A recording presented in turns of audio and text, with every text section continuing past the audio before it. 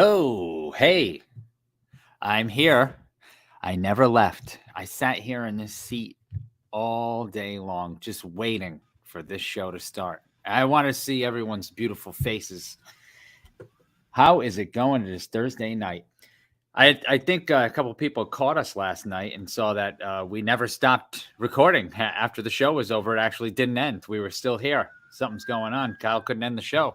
Can you hear me? I can hear you. See, so with Kyle being in the hotel room, okay. Well, there you go. You're a little bit behind still. Calm down. So tonight we have on 3 guests. I think you're on now, Kyle. I think you're good. You've caught up. All right. Tonight we have on 3 guests: Will Santiago, Guillermo Perez, G the Cutman, and Sydney Smith. Man, I am excited for tonight. Last night went very well, I think. Bryce Hall was pretty damn cool. Then we had Big Daddy Donkey Nuts on. He was cool. Big Daddy Donkey Nuts. That's a great name. He should change his name from the Juggernaut to Big Daddy Donkey Nuts. So the whole time I saw that it said Big Daddy, and I was sure that he probably did it on purpose, because I could have changed it to a G, but I didn't. I just left it the whole time because I was like, I don't know if he purposely did that or what, you know? So I just left it, you know? If Lorenzo does something, you try not to fuck with it, you know? Let's not fuck with him. Hey, you want to jump right into our guests and then we'll do our sponsors a little later, or because our first guest is right in the chat. Will, you ready to go? Let's do it. Yeah, he's all right. Thumbs up. Hey, first guest of the evening, Will Santiago, going into the squared circle for the 3rd time in his BKFC career. And I want to say all 3 of them were in Albuquerque, right? This isn't. Was his first 2 in Albuquerque, Mike? Yeah. Yeah, absolutely. So he's making a home down there. Love inside Albuquerque. He's going into the squared circle for a 3rd time in the great city of Albuquerque, and he's going to be taking on Jeremie Holloway. Let's go ahead and bring him on and talk about it. Will Santiago. Talk to me, brother. What's good? What's good? Yo, what are you doing? You working? Nah, I'm coming out of work. I work 16-hour days, bro. And then I got to go home and train. Who do you work for? I always see you driving around and you got your work shirt on and you're delivering packages. What do you do? Nah, I got my own business. This is actually my own business. I'm an independent contractor that I got a contract with Staples, and I just go around delivering packages. I got me and a team of my guys that I got, and that's what we go do. Nice. Jeez. Don't fuck with those delivery guys. I'll tell you. Yo, so Will, last week we had. I got a funny delivery guy story, actually, if I can cut in here quick, Kyle. Oh, go ahead. Tell us funny delivery story. So I have a driveway that goes up a hill, and I am going to try to upload these pictures and show them, but I can't do it right this second. This guy, around Christmas time, I noticed there's like headlights coming through my window, which normally doesn't happen because the angle that my driveway is at, it just doesn't, the lights will not come through my window, but they were shining through my window. And I was like, what the hell is going on? So I walk up to the window and I look out the window and I'm like blinded by the light. I'm like, what the fuck is going on out there? And then I squint my eyes and I noticed this dude's car is like sideways and like up. And I was like, oh no. He backed off of, so if you're going up my driveway, there's a grass hill to your left, and on the right, there's like a little grass strip, and then there's these big ass rocks. And if you go off sideways, you can just drive off them things. And this dude tried to get out of there and drove right off the rocks. And his car was perfectly placed on him, so his tires weren't touching the ground, and his tires were just rolling. So his car was like looking up. And so I came outside, and he's just standing outside his car, just staring at it. It's still running. He's just staring at it. It's super cold out, and I was like, hey, I think you're stuck. And he was like, what the fuck? Like, he could not believe that he did that. And then my neighbor comes out and starts poking around, and the kids are coming out and laughing. And I was like, all right, give the guy a break. It's Christmas time. He just lost like 2 hours on his night. He's got to pay for a tow. Yeah, he got freaking stuck, man. Oh, God, it was so funny. I felt so bad for her, but it was so funny.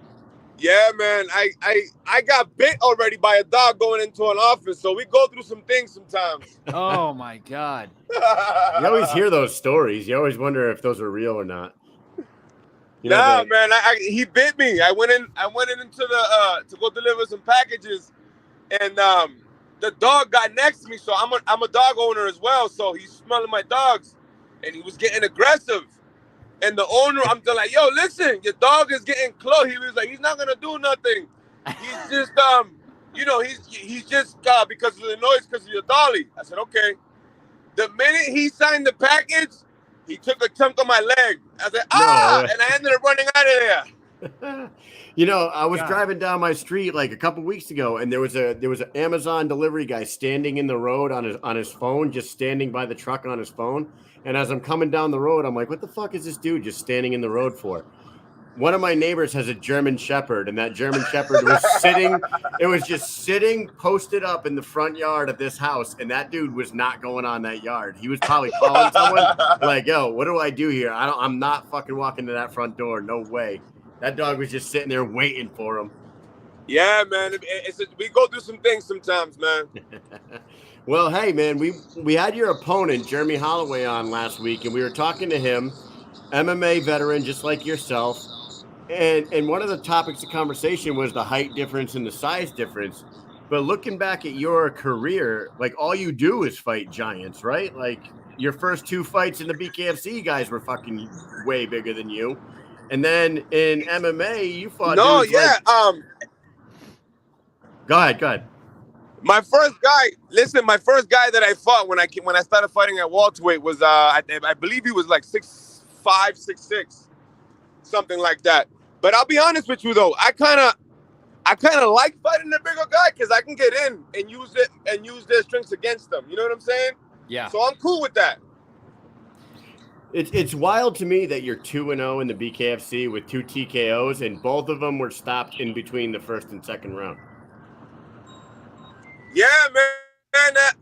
I don't know. That's never happened to me. I mean, I've knocked people out in MMA, but since doing the bare knuckle thing, that's never happened. It's been quite shocking because I kind of feel like in the first round is when, come in the second round, you're feeling warmed up and you're ready to go, and then they're like, yo, it's over. I'm like, what do you mean? It's over. You know what I'm saying?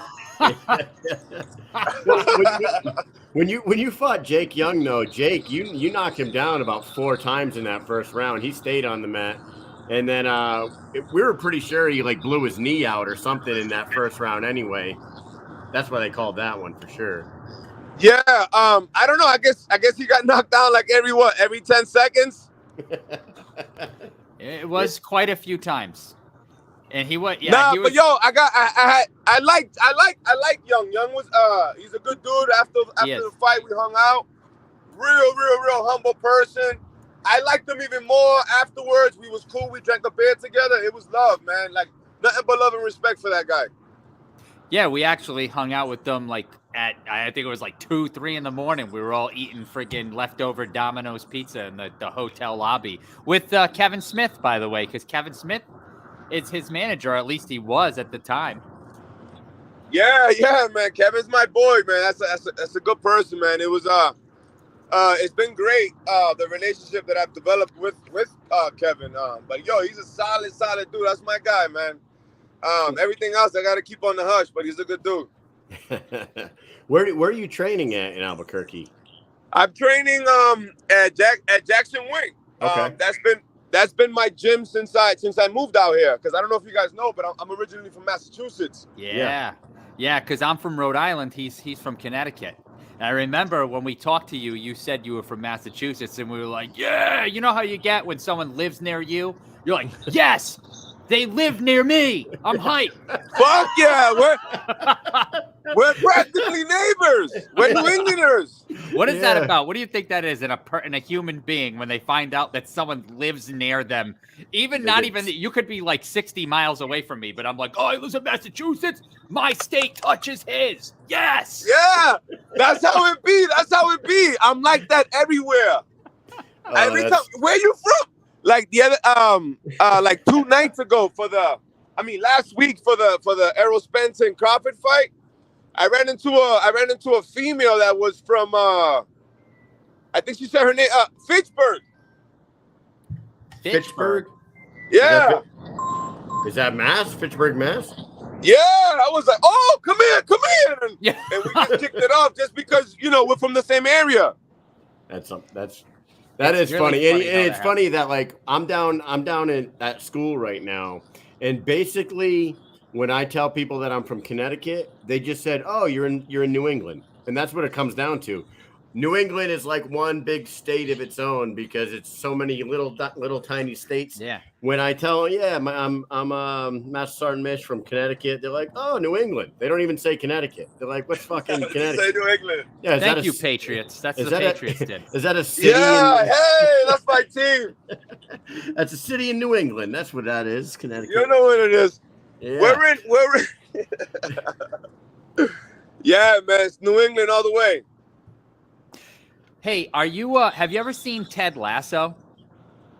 No. Okay, so we're talking about the New England Patriots. The reason I bring that up is, did you see Tom Brady today? What he said? No, I haven't. I've been on the road all day. He I don't know if he bought part of a freaking soccer team, and he's gonna I swear to God, if you watch Ted Lasso, it's about a football coach that goes and coaches a soccer team. And I swear to God, Tom Brady came out today and said that he's going to be part owner and I don't know if he's going to coach the team. And I was like, what the hell? And I believe it's in the UK. And it's not a joke. He's going to coach a soccer team? Something like that. No shit. Wow. He's going to Ted Lasso that shit. Well, one thing, he knows structure. He knows how it would do in soccer. I don't know, but he knows structure and he knows how to put it together. If you could do it to transition that from soccer, I doubt it, but you just never know. Yeah, he co-owns a British soccer team, Birmingham City. Yep. Crazy. Fucking guy. Wow. Unbelievable. Good for him. That's what's up. A little crazy, but hey. Yeah, that's basically the premise of the Ted Lasso show is that he don't know shit about soccer, but he knows how to lead a team. So he knows how to work the team, bring the best out of everybody, use strengths and weaknesses, and he turns a struggling franchise into a fucking championship team without knowing shit about soccer. So maybe that's Tom Brady's calling. Hey, let's talk about it. I mean, the experience that everything you just said exactly. That's how I look at it. He has the basics and fundamentals down in terms of how to lead and do all that good stuff. So that can only translate. You know what I'm saying? Yep. Yeah, you broke up for a second there. We literally missed the last 2-3 words that you said. Say that again? You were breaking up for a second, so we kind of lost what you said there at the end. Oh, exactly what you were saying about him knowing structure, the fundamentals about how to lead and how to get the best out of people. That's hard to teach. You have to be born with something like that, and he has that. So, I mean, that only proves good results. Yep. Maybe that's the next chapter in his storybook life. But hey, we gotta ask you about Jeremie Holloway. What are your thoughts on your opponent, Jeremie Holloway? When you see his MMA career, he's got a nice MMA record. The guy's built like a tank. He trains with some good people down in South Carolina or North Carolina. What do you know about Jeremie? And what can you tell us about this fight coming up? Well, one thing for sure, we're gonna be ready for him. I tell this to all the guys that I fight, and I give them nothing but love and respect because it takes a lot to do what we do and to get up in there and fight with somebody else. You know what I'm saying? I know he has a lot of experience, but one thing, he may be the bigger guy, but one thing that I do know is that he fought most of his career at 155. Yeah. So, say that again? No, I was agreeing with you, yeah. Oh, he's fought most of his career at 155. So to be honest with you, just until I would say maybe the past year and a half is where I've been staying, within weight. But prior to that, I was always coming down from a 220, a 225. I'm a thick-boned kid. I don't think he's felt power like the way he's going to feel with mines. You feel me? Because He's fought majority of his fights at 155. And then when he fought Michael Venom Page, it was at 170. A great athlete, but I don't think he got power like that in his hands. You know what I'm saying? So I really don't think that he's ever been hit by someone as hard as I've been, as hard as I hit. And I think that when that happens, he's in for a rude awakening because we ready, man. We already on weight. We've been on weight. Respect to him. He's had a great MMA career, but this is bare knuckle. This is where I'm home at. You know what I'm saying? Absolutely. I grew up doing this shit in the street. I come from an era where if there was an issue, you're gonna go fight it out. There was no guns. There was none of that shit. So that's how I grew up. And I'm excited. The more I fight in BKFC, I get more and more comfortable. And for this fight, oh my God, we're pumped. Fuck yeah, we are. We're excited, and we just can't wait. I'm pretty sure. You know what I'm saying? I just worked 16 hours, and I'm ready to go right now. You know, dude. So are you ever going to fight outside of Albuquerque? Or are you just always going to fight in Albuquerque? Or is this just happen to be coincidence? You know, are they doing this on purpose because you do live there now? Or because I do hear some rumors that the next state or one of the next couple states to be legalized is going to be Massachusetts. That's coming through the grapevine. Those are the rumors. I check this out, right? I was supposed to fight 3 times before this fight. I had took some fights on on a late notice replacement. I took the fights, and it's a trip because I took the fight thinking that I was saving the card or saving the fight, and they turned me down. Yeah. So I wasn't able to fight, but those fights would have been out of Albuquerque. It's a coincidence now that they're here because, in Albuquerque, it's love out here. Everybody out here is a fight fiend. Everybody. Oh, yeah. From like 2 years old to the seniors. Like they don't fuck around. It's fight town for real.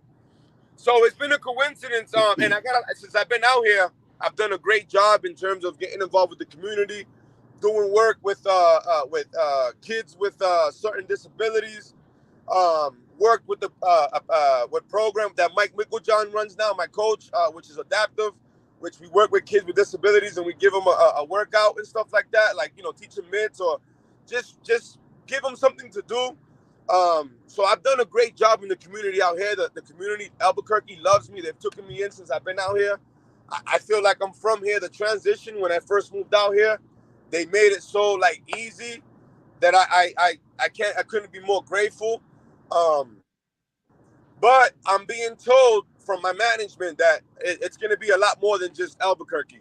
We're hoping our next fight or two will be out of Albuquerque. That's what I'm being told as we speak. And one more thing, I've already brought it up that if it was ever brought to Massachusetts, that's my hometown. I say, please, I would like to get on because I sell tickets over here. Imagine what I could do back home.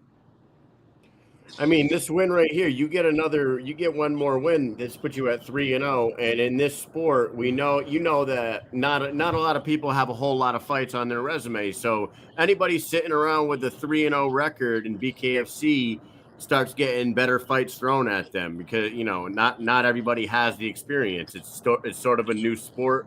And, there's not everyone's Lorenzo Hunt and fucking Reggie Barnett, you know what I mean? Most people got 5 or less fights. So 3-0 for you would put you right in the talks of a bigger, better name in a bigger spot on a bigger card, Hey, I'm all for it. Oh, you forgot Louis Baboon, by the way. That's my dog. Right. Yeah. Forgot Baboon, okay? Yeah, 9-0. That's the real powerful pound champ. Yeah. That's right. But, He's 8-0? 7-0, 8-0? 9-0. Yeah, 9-0. Either 8-0 or 9-0. Woo. I think he's 9. But no, for real, man. That's the we're hoping for that. And then let's just, like I said, first we got to worry about next week, which is August 11th. Get past through him first. But we're excited. We're ready. We feel confident in what we're gonna do, and we can't wait. Bring them all on, man. We ready, man. This is what the fuck we do.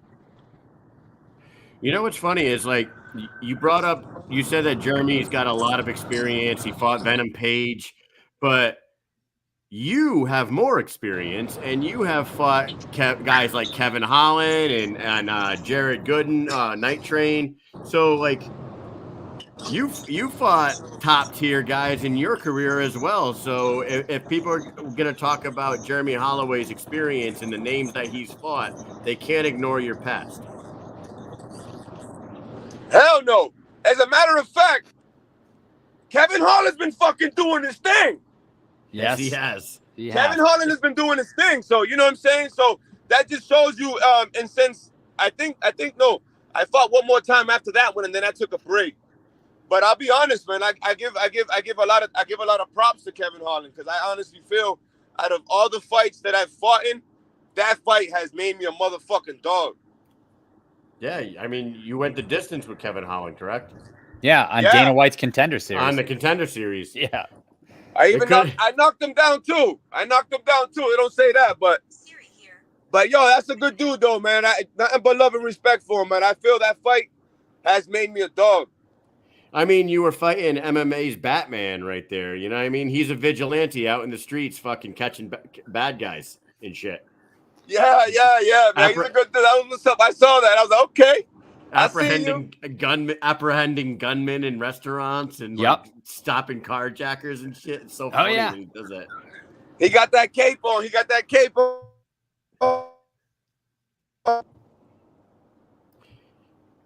Yeah, we need more people like that in the world. You know, when they see something bad going on, they're able to stop it. And I don't mean that everybody needs to try to stop something bad going on, because some people are not meant to try to stop shit like that. You know what I mean? Not everybody can do what he does, but the people who can, we need more people like that who can and will. Facts, man. Especially now in these days with all this fucking demonic shit going around. Hell yeah. Yep, for sure. Yeah. Well, hey, let's do this. I want to ask you a couple questions before we let you get out of here. This weekend, there's a big boxing match between two big personalities, Jake Paul, Nate Diaz. Who you got on Saturday night? I'm a Nate Diaz fan, so I gotta rock with him. I'm gonna rock with Nate Diaz. I think Jeremie's. Jake Paul is is a bit heavy for him, but the experience that Nate got, I think he's gonna be able to pull it off. You know, I'm down here with a bunch of guys at school, and they were talking to me about it today, and they're like, "Oh, Jake's just too big for Nate. He's too big for Nate." Did you guys see them two face off with each other on stage yesterday or today? Yeah. Nate Diaz looks big. I don't know what he's walking around at right now, and I also don't know what they're supposed to be weighing in at tomorrow, but Nate doesn't look that small compared to Jake. That's for sure. Yeah. I think the fights where Paul's been fighting, I think either the 185 or 195, one of the two, I think. Something like that. So we got a Nate fighting at. So we got Will Santiago calling for Nate Diaz Saturday night. All right. Go ahead, Nick. Go ahead, Mike. Do you think, with all of this stuff going on in Congress and the UFOs talk, a few months back, do you think aliens exist? I'll tell you what. I think this world is too big for just only us to exist. I'll leave it at that. Yeah, I believe I'm with you, and so is Mike. And you're out there in the desert, man. There's a possibility that you see some shit while you're out there. I know that. Yeah, get over to Area 51. You're closer than we are. Yeah, that's a no zone. You can't go over there. You can't even get close over there. Yeah, you get shot. You end up getting shot. Fuck around and get shot. You don't want that. Man. Fuck around and find out. Find out. Hey, last question. Last question for you, Will. What is something that you believed in for way too long as a kid? Say that again? What's something that you believed in for way too long when you was a kid? Well, I don't really consider it for way too long because I'm still thinking about it. I'm going to be champ. There you go. No. Nothing wrong with believing in that. Nothing wrong with believing in.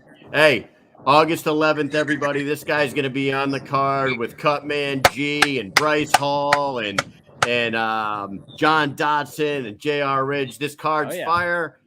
Last words for anybody that's going to be tuning in on August 11th, Will. I just want to shout you guys out. Thanks for having me. Thanks for giving me some love. Now that I know you guys are New Englanders, my New Englanders, we're about to bang. But now I want to shout out all my coaches, my schools, Defensive Edge, Canal Street Boxing, JW, Jackson Wink, all my coaches, Chris Wink, Jeff, my man Kevin, just all my supporters, Brown Bomber Nation. Let's go, let's get it. We're about to go live next week and put on a show for y'all. And just everybody in general, man. We love y'all, man, and just stay blessed, stay positive. And again, man, thanks for having me, man. I'm humbled by the experience and by the love. And I just want to say God bless, bro.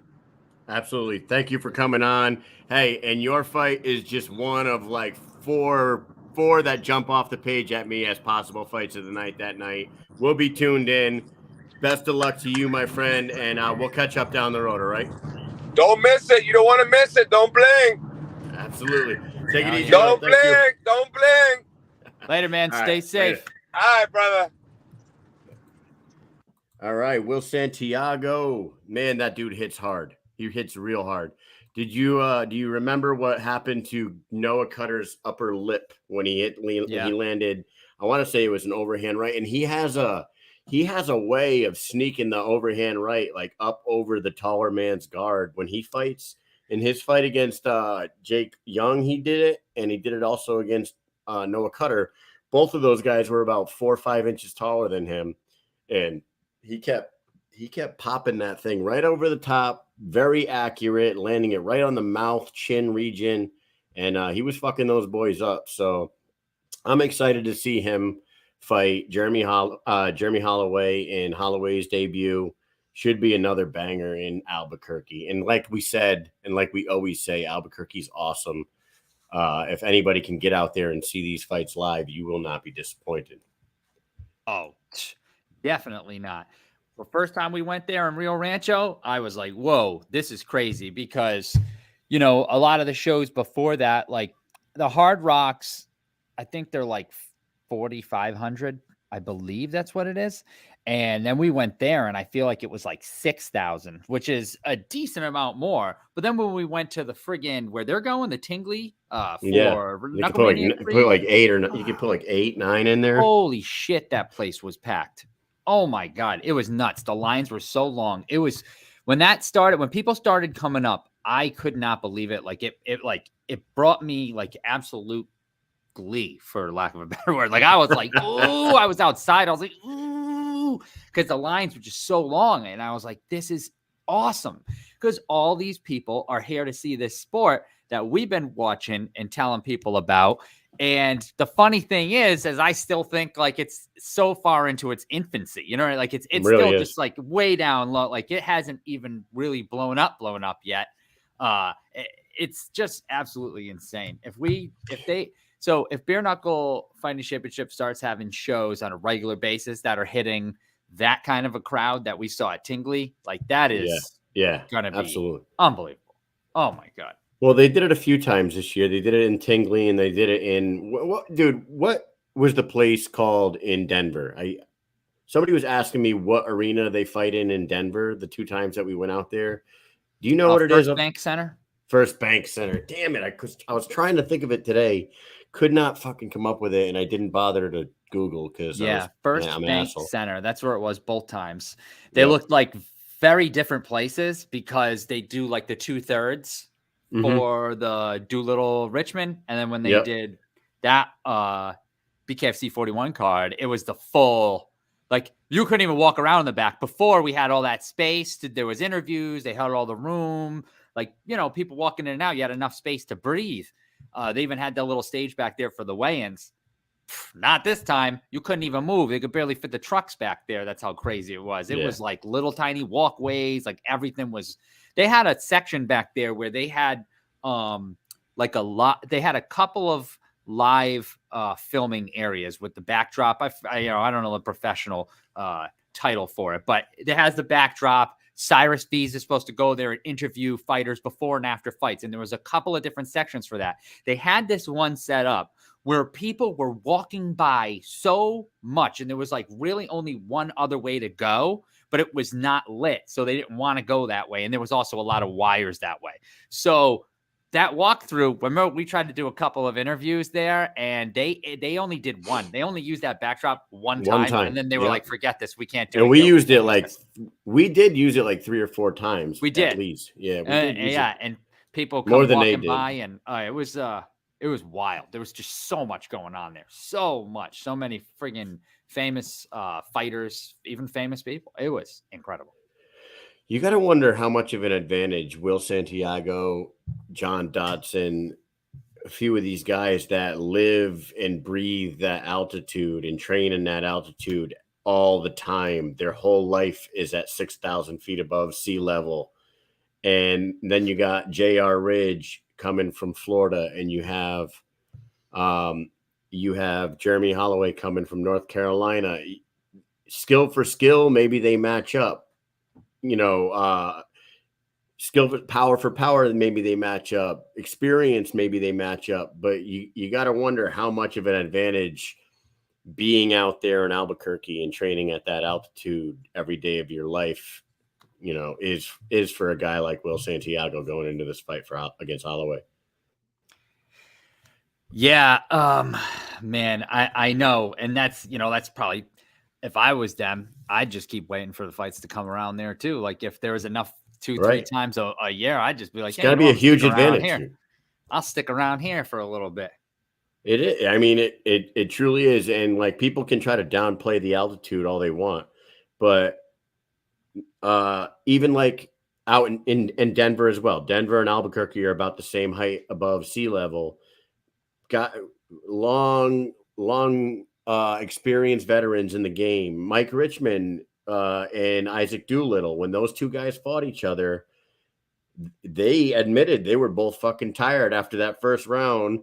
One, Mike was getting hit so much by Isaac, but Isaac was dumping it all out in that first round, and he admitted, I did not fucking I completely emptied the gas tank, and the altitude got to me. In between the first and second round, I felt like I couldn't even move my legs. You know what I mean? Yeah. It plays a big factor. I went up. What did I try to get? Ice or some shit? And I know everyone, like, I say this because it's a funny story to say, and it's a little bit exaggerated when I say it, but it's true because I did feel it. I went downstairs because the ice machine was empty or something. So I went all the way downstairs and used the ice machine.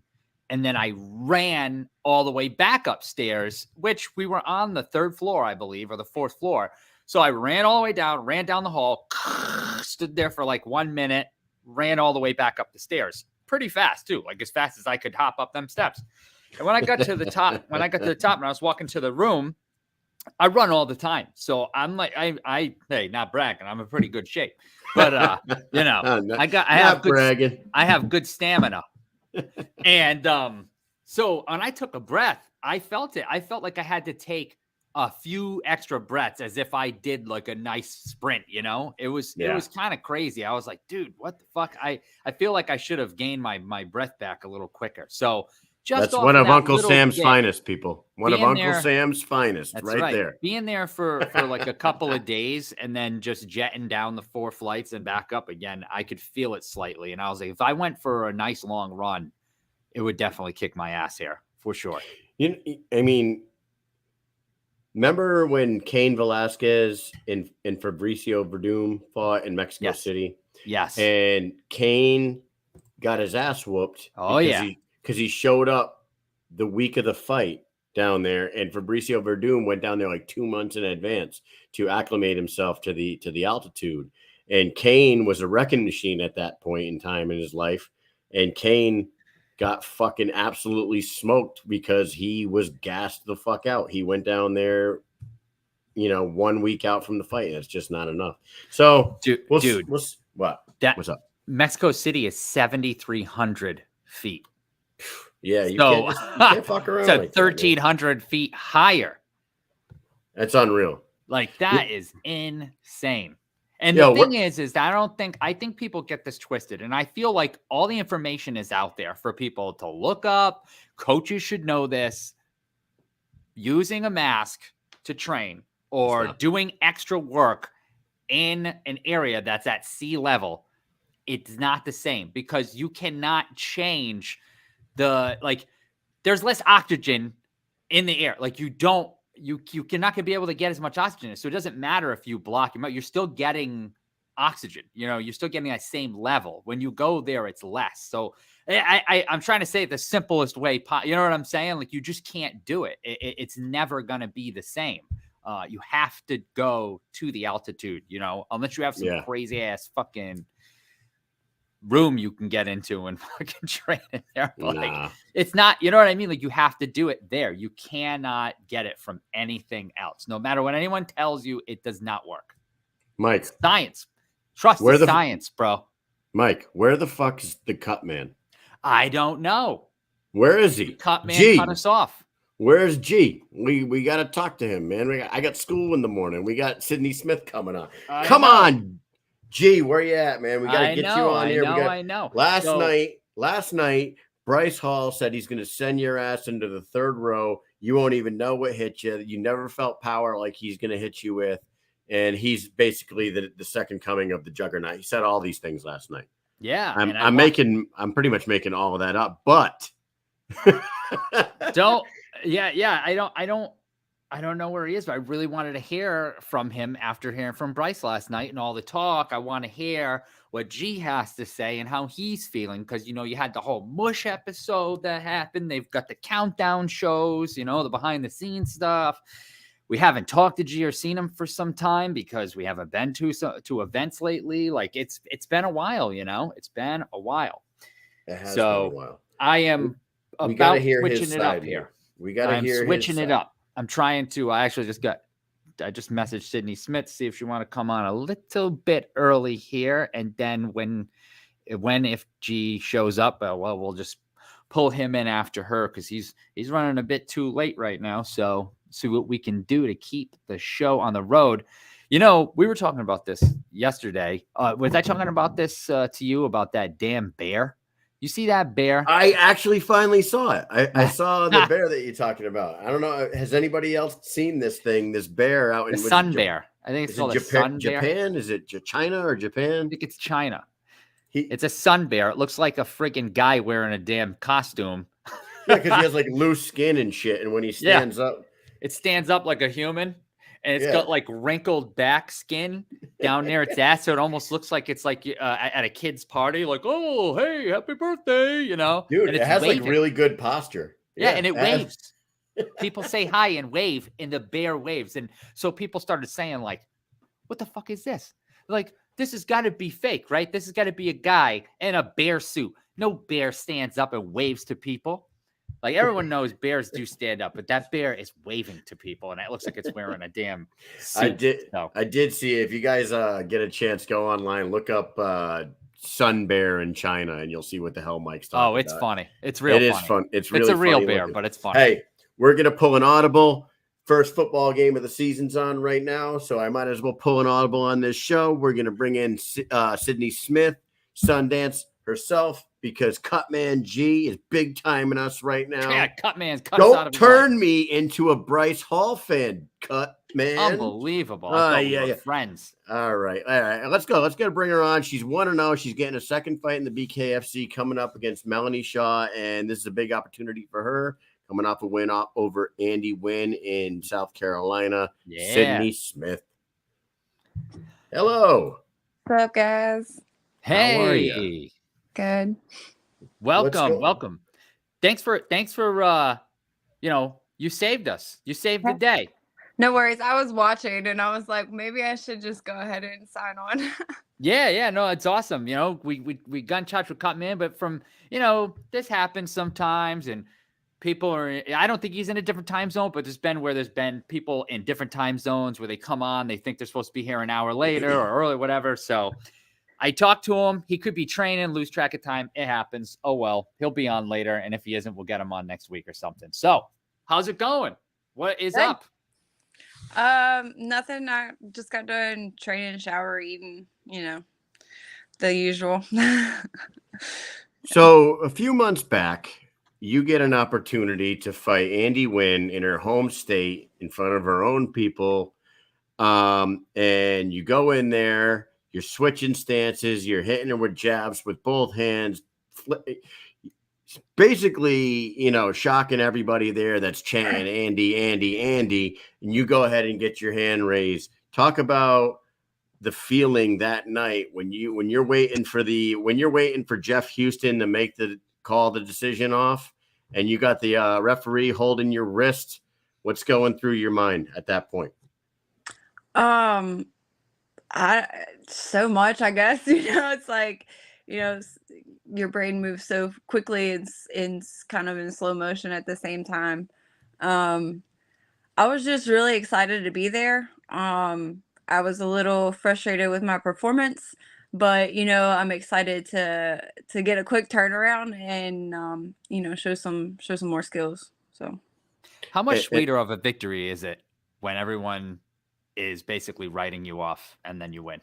Well, it's not my first rodeo where I'm the underdog. I mean, by like a significant amount. I think, what was the odds, like -300 plus 400 or something? I don't know. It was something crazy.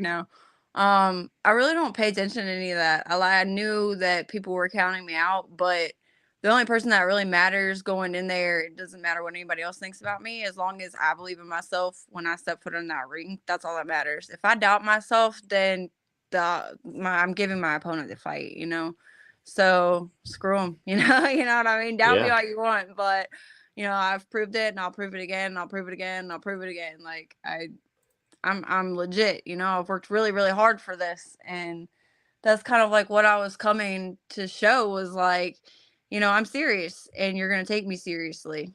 Put some respect on my name. That's awesome. Hey, and you know what? Your next fight, and no offense to Andy, we're friends with Andy and I love fans her. of hers, She's so nice. but she wasn't really engaging all that much with you that night, and it had to be frustrating because you're in there to fight, and you're hearing the crowd, like people are starting to boo in the crowd at times. That's got to piss you off.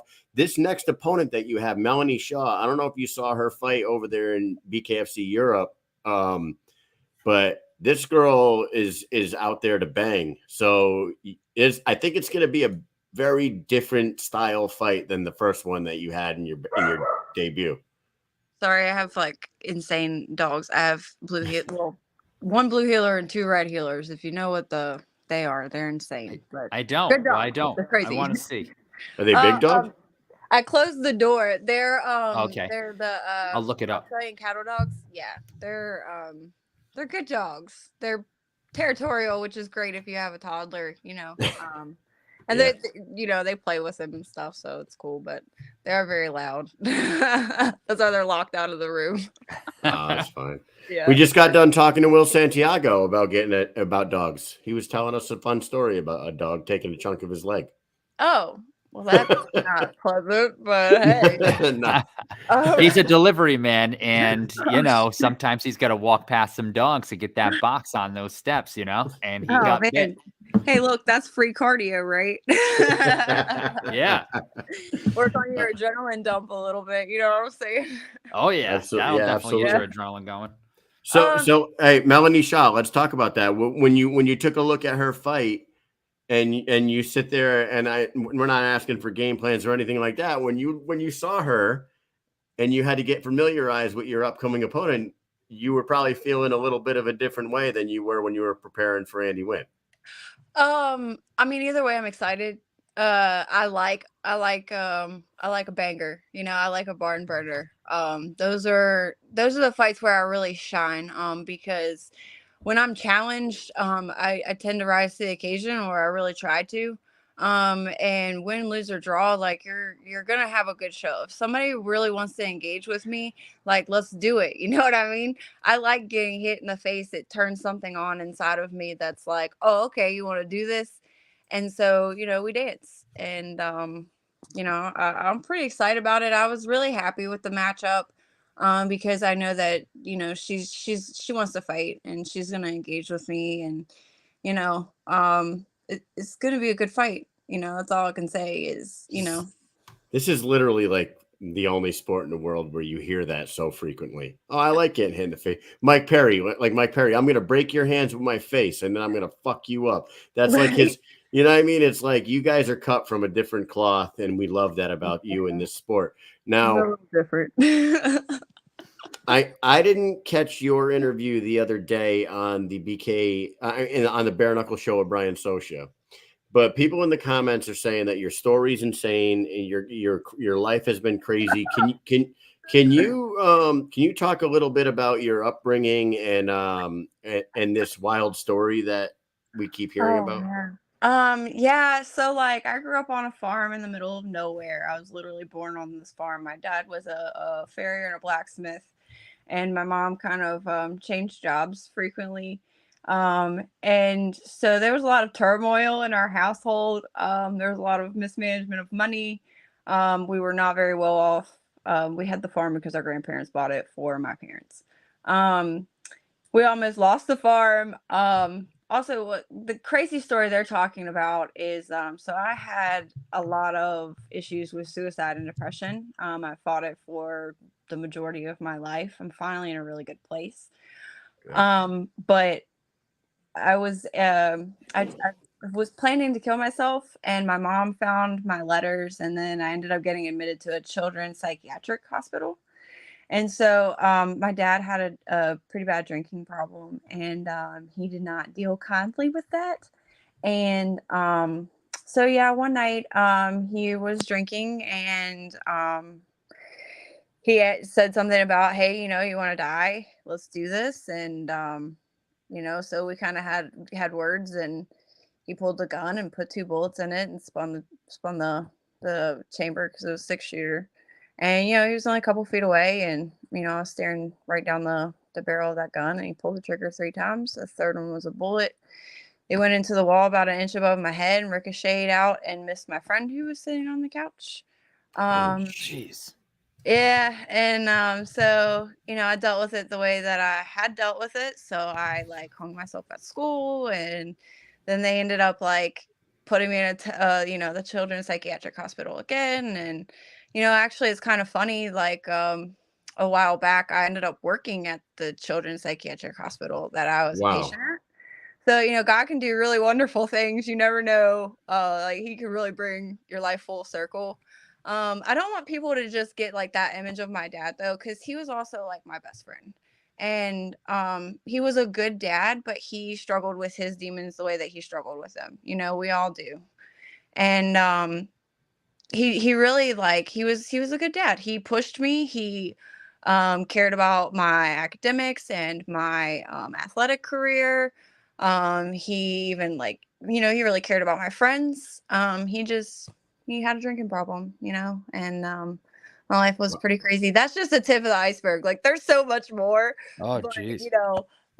Yeah, it is what it is. It happened. So yeah. Sydney, what age was this going on? Teenage years?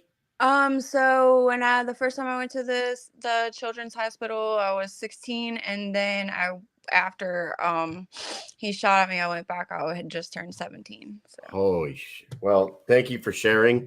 Yeah. And I gotta tell you, that's a really crazy story, and I'm glad to hear that you've made it out of that. And now look at you, you're a professional athlete in one of the biggest growing sports in the world. So obviously turmoil has made you a pretty strong person, I would say, right?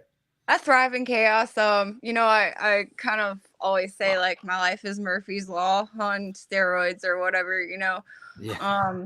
But if it wasn't for that stuff, I don't think I would have as much grit about me. And I'm thankful for it. And shortly after all that, my dad ended up getting cancer, and then I took care of him until the day he died. So grace is real, And was his job, he ran the farm? That was his job? Yeah. So he was a farrier and a blacksmith. So he trims horses' feet and, puts the shoes on. And he would actually make stuff forge things out of metal, and he invented things, and he was really, really brilliant. But yeah, he struggled. Farmers I grew up working on my grandfather's farm as well. They all have their demons. My like when I was 12, 14 years old, I'd be doing hay for my grandfather and the guys that he worked for. And when the sun went down at night, we all go into the barn, and they called it tea time. And they pour whiskey into the dirty coffee mugs, and everybody cheers as tea time. So, I got a nice taste of ripping whiskey at 14 years old with these crazy old men, and they all had their demons, but they were always hard workers and they cared about their families. So 100%. Yeah. everything you just said, wow, it's an incredible story, and thank you for sharing. Like I said, that's crazy. I mean, I don't mind talking about any of it. It just, as long as like people can get hope from it, or like they might be going through something similar. I've been through a lot, so just anything that I can talk about to like help people realize that that's not the end all be all. That like your life doesn't stop there, and it can get better. If it can get better for me, it can get better for you. I promise. Like. Yeah, you know what? People really like when they hear you and you open up about that and you allow people into your life and they're also watching you fight, and it immediately people can identify with you because everybody's going through something all the time, and nobody knows exactly what that person is going through presently or in the past or what they're thinking about is going to happen in the future, right? Like something's always going on. So like, you really just never know. So when you have somebody like you and you're here and you're opening up and, it touches people, and you can see right away, you see people saying she is fucking amazing. Wow. So strong. Her story makes my head spin. Like, sorry for your loss. Joe Ivy says, sorry for your loss. And the other people, Ty Culverhouse, I am a fan, ! Like, that's what happens. Excuse you share your story. And I know a lot of people like, so Kyle and I are both in the military, and we take tons of classes, tons of courses on suicide awareness, as well as other things too, like tons of anything you could really think of, how to handle all different types of situations. And this is like, people always afraid to come out and say stuff, which is totally, it makes a lot of sense, right? Because they think they're for fear of other people being like, oh, you're this or you're that, or I can't believe this. Or like you said, you don't want people to think a certain way about your dad because you put that story out there and all of a sudden people get this image of your dad thinking like he was a horrible person because you only told this one little snippet of life, but they didn't know him personally, right? So, which is hard. But I feel like when you have a bunch of people around who are good people and they understand, you gain fans and supporters of you and your career. So, these people are going to be behind you now going into the fight. They're going to be like, I can't wait. I can't wait to see you. They're looking forward to what you're doing tonight and tomorrow and next week. And so, yeah, really cool. So thanks for sharing that with us. Well, thank you guys for your service. Thank you. Veterans are very important to me. One of my best friends is a veteran of the Marine Corps. And, I don't think that you guys get enough help. And it really pisses me off, honestly. But, I have plans to help with that in the future. I really want to use anything notoriety or fans or fame or whatever you want to call it. I just want to use that to like help people, especially people who are going through stuff that, I can identify with. It's amazing. And you know what? Giving back, going through things, learning from experience and being able to give back is an unbelievable feeling. So that's awesome that you feel that way. I wanted to talk to you about getting into bare knuckle. Now you came up through MMA. You had a pretty nice MMA record. You took one pro MMA fight, didn't come out on the winning end. Then all of a sudden, bare knuckle comes around. How did bare knuckle become an option for you, and what made you go this route? So my MMA record was okay. I didn't get to fight as much as I wanted to. Just fights canceled sometimes, as amateurs. And also I've been dealing with a pretty serious medical issue for like 7 years. So after my pro debut, which I was in a lot of like I was not very healthy for. I it got really, really bad. And so like this past December, I really couldn't walk, and I was like, I weighed like 114 pounds or something. Like it was bad. So they did a nerve ablation, and it was like 6 weeks later, I was like, okay. And so I started testing my body, and I, let my manager know because we've been in contact the whole time. And I let him know, like, hey, I'm ready. And I think it was like last year sometime, BKFC opened up the strawweight division. And so that's really what I was waiting on, because I had been asked a couple of times, I think, like to do bare knuckle for at like 125. I'm not sure like which promotion it was for. I just know it was bare knuckle. And so like I never did it because I fight at 115.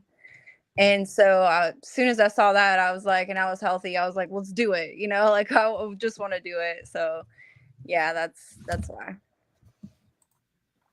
Well, it's I get tired of people trying to always take me down.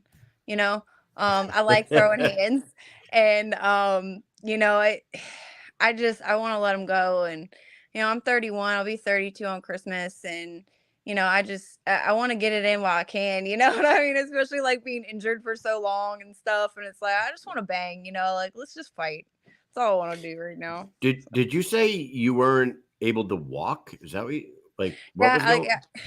I was like barely able to walk in like this past December. They had actually like filled out the paperwork wrong for my insurance, and so they denied it, and they were like, yeah, it's gonna take like 30 days for this appeal and all this stuff. And I was like, look guys, I've made it as far as I can. If this does not happen, if it takes 30 more days, like I will not be here. Like that's how bad it was. And like it's the most excruciating pain I've ever been in my life. And I've been going through that for like 7 years. So jeez. yeah, it sucks. You got quite the story, and now coming out on the winning end of it, Murphy's Law. it's pretty inspirational. And like one of the comments said a little while ago, Melanie Shah is going to be a handful for you. So you're going to have an opportunity to put on a real show for the bosses and for the audience and for the fans. And you come out on the winning end of a banger with her in Albuquerque. We all saw her fight out in London, and bell to bell, she was humming with her opponent, and it was a bloody war that she was in. So if she's coming with that same energy, I hope she does. Yeah, coming with that same energy, you pick it up a little bit. Let's go. That's what we like to hear. Hell yeah. Maybe a bonus is in your future as well. You know what I mean? As long as you guys come with that same energy, I feel like this is a win for the fans of the BKFC for sure. Yeah, man. I mean, I want a good fight. Like I want a war, and I feel like she's gonna give that to me. I'm gonna have to earn it, and that's what I want. I always want to fight equal or up. And I feel like this is a good challenge. But I do have a very extensive Muay Thai background, and I think that also plays into bare knuckle, which a lot of people don't. I guess I think sometimes they overlook it. That collar tie, or I call it the half plum, those things are serious, so I mean, engage with me, let's go. I respect her so much. I'm really excited for it, honestly.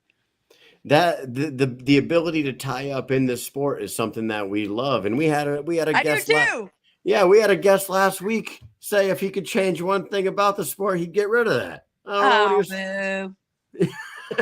You can talk to him about it. His name is JR Ridge, and he's headlining the event. Well, we can see him. I'll see him. We can talk about it. That's right. You should put him in a collar tie, and then we'll talk about it. I'll ask him if he wants to do Muay Thai with me. What do you think? What do you think about that question? If you could change a rule in BKFC, add one, take one away, what would you do?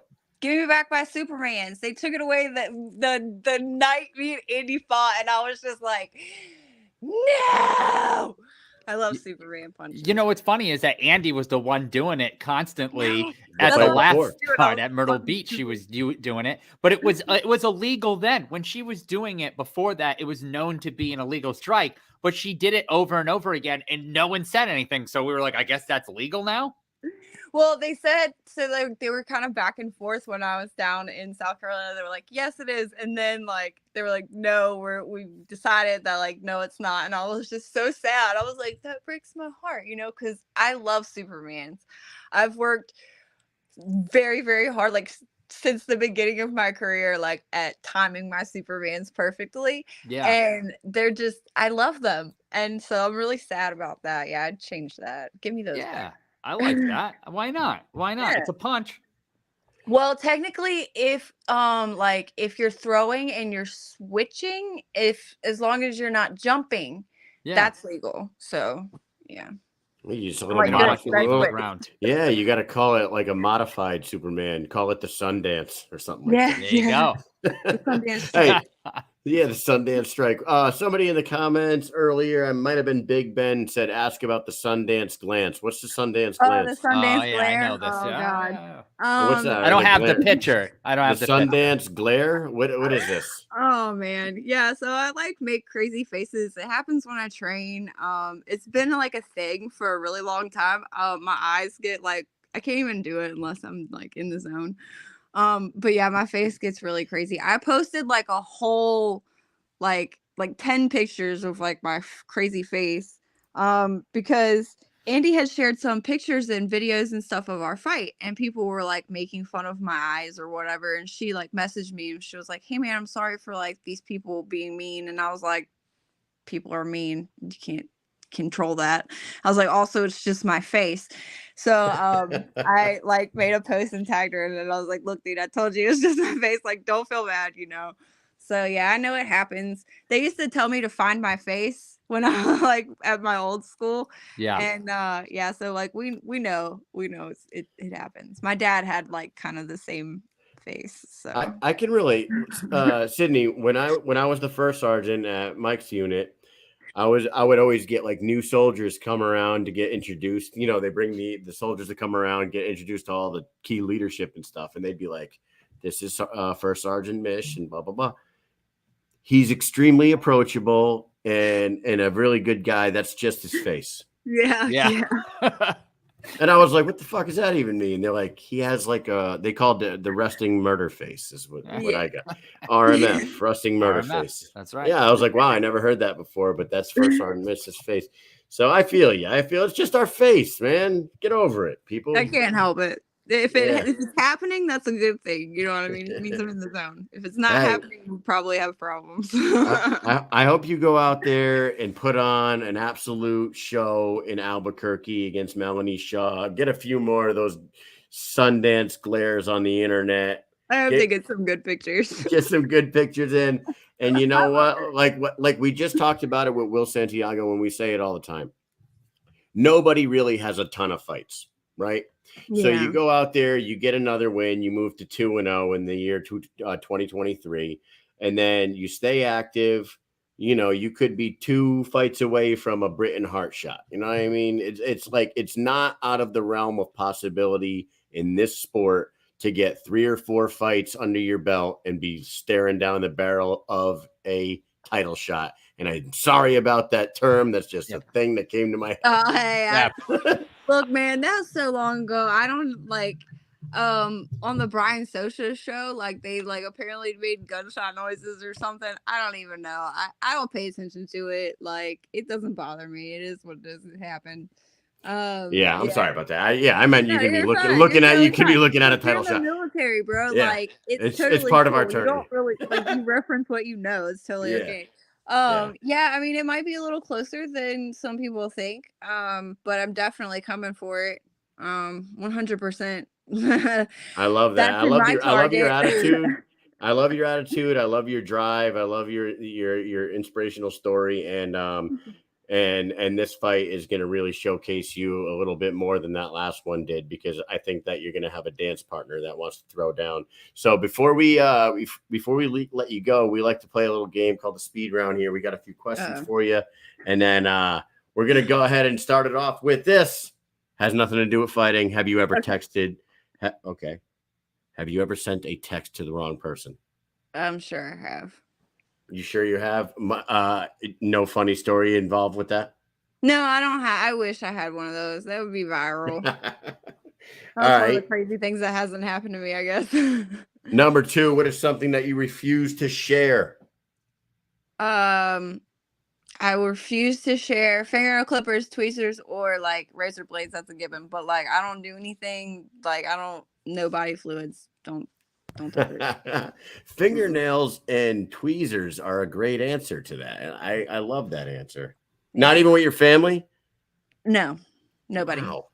Interesting. Are you a germaphobe? No, I did the way I grew up though. I'm very like particular about things. I changed my socks like an exorbitant amount. I have like 50 or 60 pairs of socks. I'm not even kidding. Like I did not have clean clothes growing up, and like you do not understand like dirty socks or like no socks when you want them. When I grew up, I was like, I will never have dirty clothes. I have an exorbitant amount of clothes. It's bad, but they're all neat and hung up and folded and put away and everything. But yeah, I have That's a lot. so funny. Yeah, That's so funny. I change my socks an absorbent amount of times. a lot. All right, last one. Go ahead, Mike. Would you rather always speak everything that's on your mind or never speak again? Well, I mean, I pretty much already speak what's on my mind. Everybody knows I'm a very blunt person. I can't, like, if I have something to say, I can't not say it. I will call you and tell you right there in that moment. Like, so say everything that's on my mind because I don't think I could never speak again. That's awesome. Okay, can we go back to the text thing? I didn't text the wrong number, but I did have a wrong number call me the other day. It said from Russia, right? So I answered it. I understand a little bit of Russian, right? But I'm studying way. Spanish. So I answer the phone and I'm like, I'm about to be like, blah, blah, blah, right? They were speaking Spanish. And I was like, but mine was blown. So like then I started speaking Spanish back to them and they hung up the phone on me. So weird. It was a number from Russia. Yeah. You were expecting Russian, but they were speaking Spanish? They were speaking Spanish. It tripped me out. Yeah, that's a mind fuck right there. It was weird. Yeah. It was so weird. What is going on here? Oh, that's awesome. Thank you for coming on the show and Thanks for talking with having us me. a little bit. And we're going to give you an opportunity. We'll take a second, say whatever you want to say to anybody that's listening, and let everybody know why they should be tuned in on August 11th. I just want to give God the glory for everything that I have gotten so far. I would not have survived my insane life without him. I definitely want to thank all of my sponsors, all of my friends, all of my teammates, all of my training partners, anybody who like helps me with my kids so that I can be more free to train. Anybody who has donated. I mean, there's just so much love. And I love all you guys, and I'm gonna go out here and give them hell, man. That's all I can promise you that, so tune in. Yeah. It's gonna be a great show. There's so many good fights on the card. There's gonna be a lot of contestants for fight of the night. I really feel that, so you don't want to miss it. Awesome. I'm excited. I'm excited about it, especially your fight. Mike, you got anything else for Sydney? Oh, I apologize. I was MIA here for I don't even know if you noticed, but G Perez called me while we were here. He should be coming on in a few minutes. So he was like, call me. And I didn't have a good time to be like, excuse me for 1 second, so I just muted it. So I apologize for that. But thank you for coming on early. You saved our asses. And can't wait to see your fight. I cannot wait. The only female card that night, fight that night. So yeah. So it's girls usually show up to put on a good show. So hope you guys enjoy it. All right. Well, thank you very much, Sydney. We'll catch up with you down the road. All right. Thanks, guys. All right. See you later. See you later. Bye. All right, Sydney Sundance Smith. She's great. And I think she gained some fans tonight for sure. She's a very wide open book. She's not afraid to talk about all the tumultuous shit that she's been through. Yep. And, God bless her for being able to talk about that kind of stuff because it's awesome. And, I mean, that's really hard to talk about, and it's awesome of her to share like that. And her social media has been going across the bottom the whole time. Make sure you guys are following her on Instagram and Facebook. And I'm not sure if she has anything else, but follow on her all platforms. What's up with the Cutman? Well, I just talked to him on the phone. He called me up. He said, "Oh, I'm trying to get on here. If he's having some issues, I told him he can use his phone. So he has the link. I said about 5-10 minutes, jump on, and he said, "All right, I'll use my phone." So in the meantime, should we cut to commercial, Mike? Yeah, let's do that. To the most soothing voice in all of Rhode Island. Norcom Mortgage and Michael Mish are delivering the American dream to those who serve America, helping veterans obtain the dream of home ownership. They offer programs that include no money down, no first-time homebuyer requirement, 100% cash-out refinances, rehab loans. They can help you purchase a home, purchase a condo, refinance an existing mortgage, create a dream home with rehab loan. To learn more, visit www.michaelmish.norcommortgage.com or call 860-884-2103.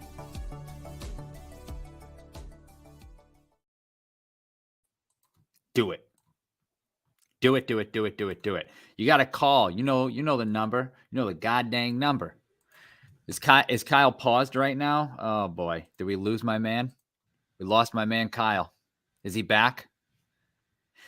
We haven't been able to figure this out. Can't wait till he gets out of this hotel room. But it's been pretty good. Yeah, it's been pretty good for the time being. For whatever reason, if we play a video or if we get off the air if we try to get off and on the air, that internet just dies out for like a good 30 seconds. It's just like, you know what? I don't like that. I'm not doing this.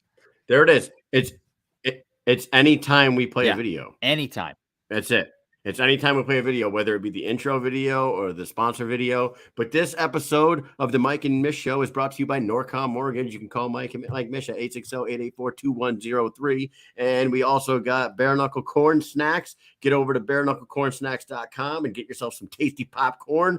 And then get over to the BK Bet Shark, because the BK Bet Shark has some recommendations for you to win some serious money at BKFC 48 on August 11th in Albuquerque, New Mexico. If you're not following that guy already, you're wrong. Unless you don't like money, continue doing what you're doing. Yeah. With if you that hate said, money, don't use BK Bet Shark. Yeah, if you hate money, just stop. Just don't follow them. But if you want to stack some cash in your account, go to the BK Bet Shark. Pay the $50 to get his recommendations and start winning yourself some money. And start on August 11th when we watch this man take on social media superstar Bryce Hall, the man himself, Cutman Perez. What's up, buddy? What's up, guys? Thank you for having me on the show. There he is. And you seem like you got a pretty decent signal right now, G. I do, thank God, man. I'm actually at my mom's house. I came to come visit her. I was like, oh my God, I got this interview. I was like, yo, let me borrow your computer. Oh, man. Well, thank God for mom.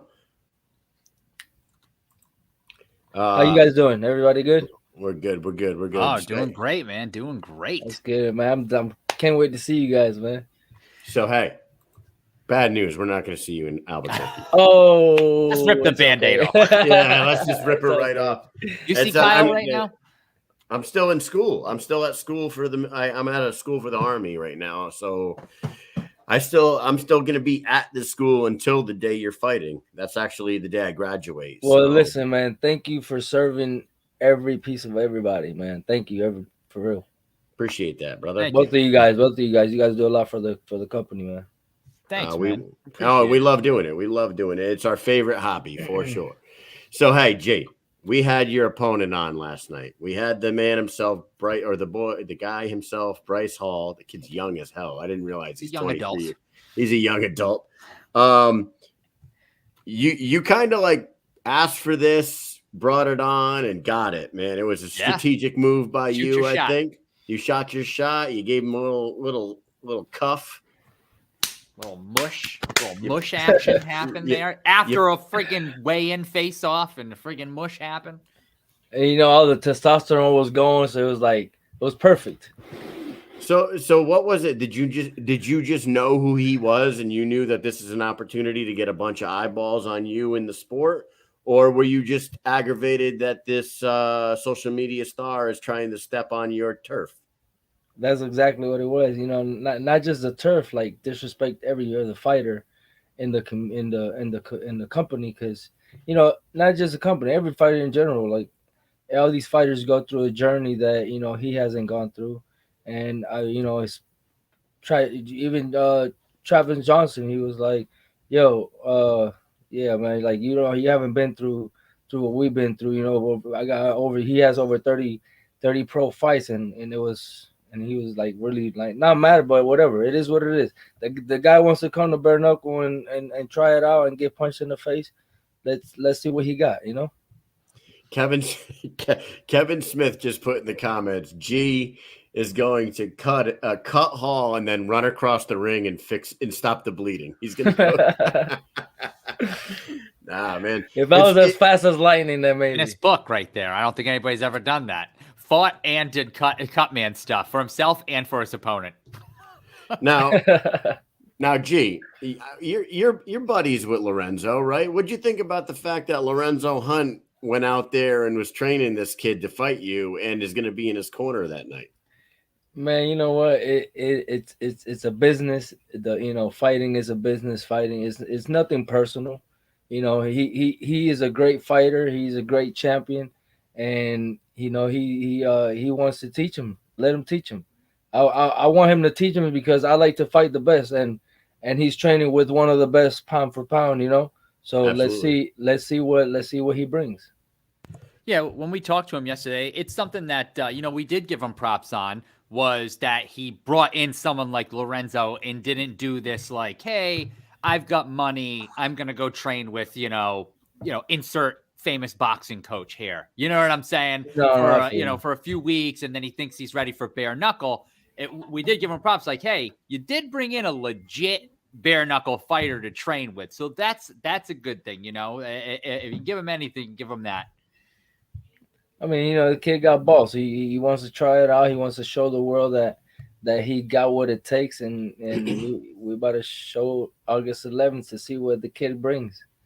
You know, Gee, one of the topics of conversation that everybody's been talking about is the size difference. Mm-hmm. Now you're 3-0 in the BKFC, and your 3 fights were in the 125 to 135 range, right? I think you were 130 for one of them, 127 and 131. 130. Okay, so this kid is large. He fucking told us last night on the show that he usually walks around like 195. He's going to cut down to 165, and he plans on walking in there at about 185 that night. What are your thoughts on that? And what do you say to all the people out there that are like, the size difference is too much? I mean, I walk around myself. I walk around between 155 to 160. You know, so I do spar bigger guys in the gym just because you know I need it. You know, the power difference. It's you can be the biggest guy, or you can be the smallest guy. You got to know how to use the power. Now the thing is that does he know how to use the power? You know, because you're not gonna train for 3 months and know how to, you know what I'm saying? Like, right? Yeah, it's a difference between somebody that's been doing it forever than somebody just doing it for 3 months. You know what I'm saying? So it doesn't concern me at all. I've have sparred with bigger guys, 180, 185, just to see, even 205. You know. And it's to me, it's a difference, but like I said, you got to know how to receive and you got to know how to give, throw a punch. Exactly. Yeah. So one thing that Lorenzo did say, speaking as his training as one of his coaches now, we were asking him all about the training, and he said, "Listen, G's good. G's skilled. I'm not trying to get Bryce to win every minute of every round. We're looking for Bryce to land that power shot, because when G feels his power, it's going to be a game changer." Now, I think that was them kind of admitting, skill for skill wise with the hands, he doesn't have the time to catch up, right? Yeah, he does not have the time, the experience, and the speed. He doesn't have what you have. But what they said was they're looking for that one power shot to land. And listen, what they think is that, well, what he thinks is that by me gaining weight is gonna get me slower. That's what he said. But he don't know that I'm faster than I was, 30 pounds ago. I've been working on speed just so I don't get tired. I've been working on a lot of cardio just so I don't get tired. So I'm gonna come up there. Yeah, I'm gonna be heavy, but it is what it is. It's different. It's different power, different position, different person. So, the height difference a little too. So we'll see what he brings. Do you think that this fight possibly opens a door for you to start taking fights at 155, 145? Or is this a one-off for you? You coming up here to take this TikToker out and then move back down to where you usually fight and maybe try to make a title run at some point? The title run is we have me and Nelson have discussed it about what we want to do, and for right now we definitely staying in the 125 division, and if listen, it's bare knuckle, so I fight at any weight class. I'm just more comfortable at the 125 division. Mm-hmm. But hey, if the opportunity comes and the 155, 165 opens up, who knows? We'll talk to Nelson, we'll talk to Dave, and we'll see what happens. Did you happen to see the fight, the boxing match between him and McBroom, Hall and McBroom? Did you watch that? I actually did see it, and the kid did get hit a lot. I mean, his head was down the middle, and I just didn't like the fact that the ref stopped the fight so fast. Yeah, that is like the exact same thing that we said yesterday. That ref was. I don't think he was a real ref. He was very rude. He was very like Kyle said. You do want a ref that can command the ring because that's what he's there to do. But he was yelling like, "Get the fuck over here! Don't fucking do this!" And he was crazy. He was like, "Get in the fucking corner! Get in the fucking corner!" Like, jeez, what the hell's up with that guy? But he did. Bryce kind of fell, and the thing is, you're getting later. What was that? Was that the third round? Third round, he falls, and then the guy stops the fight, and it's like, well, what the hell's going on here? Like, yeah, he was getting beat up to that point, but come on, listen, you gotta fight it out here. If I was that ref, I'd be hiding, because if I was Bryce Hall with $1 million on the line, right? Yeah, you better get the fuck out of my. I'm sorry, you better get out of my way, because Lorenzo. We asked Lorenzo about it last night, and Lorenzo goes, "Man, I was there. I was a guest judge, and I think that dude might have been drunk. To be honest with you, he's like, I think he may have been fucking drunk. I believe it too, man. That's crazy. That guy was wild. Listen, you got a lot of people on your side here. Obviously, these are people that know the sport and they know your skill. Slaughterhouse just said, I literally would bet my fucking house that G smokes this dude in 2 rounds. So, that's my boy. Yeah. So, I mean, I can't wait to see this fight. Yeah. Mainly because we know what you bring to the table. We've only seen training videos with him, and we know who he's training with. We've only seen one boxing match with him. I haven't seen nothing of him. I've seen one boxing match, and supposedly there's 40 street fights. I've seen maybe 1 or 2 on YouTube, and they're like grabbing. I didn't even see that. He's a wrestler, so he's always gonna grab. Right. He'll try to slam you, grab you, whatever. I saw something on like it was some reality show. Yeah, I don't know what the reality show was, but it had that kid Kane Trujillo in it. That one that fought at BKFC 19 against Blueface. It was a show, and he ended up, some guy Fauci got in his face, and he was drunk or something. He was like, "Get your hands off me!" And then he just cold cocked the dude, and the fucking guy fucking out cold. And then they left the guy in the room too, which I was like, wait, that dude just got knocked out and fell. And then they were like, everybody out of the room, and they all left him there. And the camera's like up on the wall, just looking at this guy like this. Like, yeah, he did. He knocked it. He knocked the dude out. And then the funny part is he knocked this dude out. It was on like a reality show. Yeah. Hall hits him, lays the dude out, and then they threw them both out of the house. Yes, they did. They threw him and the dude that he knocked out. They were like, we can't have either one of you guys here for the rest of it. The producers were like, for the safety of the house, we don't need either one of you. We're like, I'm like watching that and I'm like, safety of the house. One of them knocked the other one out. I mean, all you got to do is send that one home. You know what I mean? Exactly. Not about them. So yeah, I don't even know what the hell that show was called, but it's on YouTube as well. Yeah, man. But so G, Mike and I will not be down there. You got yourself a co-main event. All of a sudden, your co-maining events. You've been working with the company as a Cutman for so long. After so many events, you make your debut. And I remember you telling us that you're going to be making your debut, and I thought you were joking. You're like, "Yo, I'm going to be fighting first soon," ever card. and we're like, "What?" He's like, "Yeah, I'm gonna have a fight soon," and I thought you were joking at first, but then you were not, and now here you are about to make your fourth walk to the ring, and it's in a co-main event spot. It's nuts. I love it, man. I love it. It's a sport that is growing. It's a sport that gives the fighters opportunity. It's a sport that, you know, it gives everybody an opportunity, but especially now with the amateurs and the prospects. That's amazing, you know. So it gives these fighters all type of opportunities that maybe they didn't have the opportunity before, and now bare knuckle open the doors for them.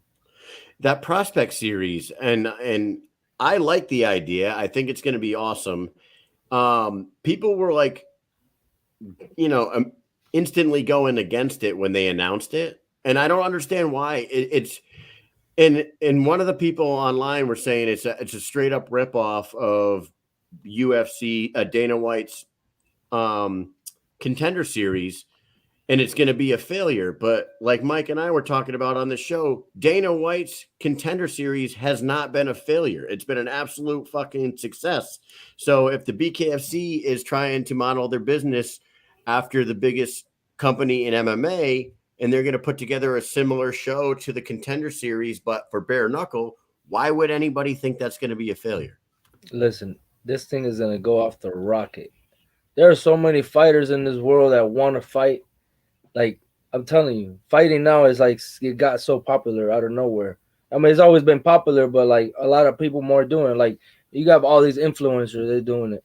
You know what I'm saying? So they're doing it just for fun. And man, I don't get it, bro. This is a real sport. You're getting punched in the head. You can get concussions, you get bleeding. You know what I'm saying? So it's like, these guys are doing it for fun. Come on, man. You know, they don't know. They don't know the position you have to be in, or they don't know the struggles that a fighter goes through. You know, from the amateurs to pros to being in the gym 24/7, leaving your family for camp. You know, it's like there's money involved. There's investments. They don't know.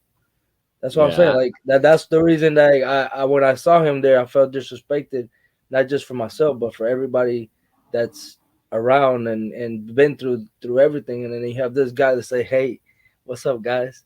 I wanna try this." Oh, and no, it's not gonna happen. You're gonna get punched in the face for that. Not on your watch. Not on G's watch.